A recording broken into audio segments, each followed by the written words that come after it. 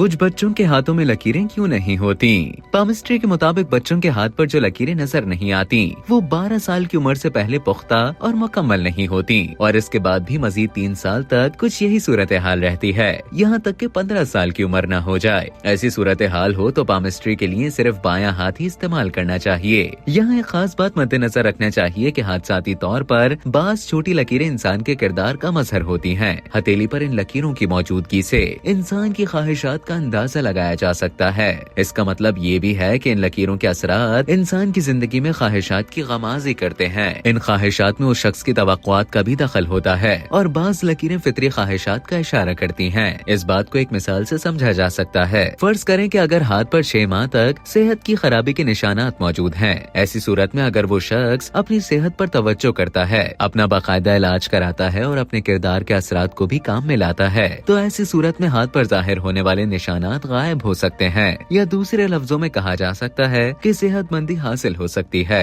किस्सा मुख्तसर ये कि इन लकीरों को जो हाथ पर नजर आती हैं, घड़ियाल कहा जा सकता है, जो हमें वक्त की नज़ाकत बताता है। यकीनन ये बेहद काबिल कदर शय है और इससे पूरी तरह इस्तेफादा करना जरूरी है।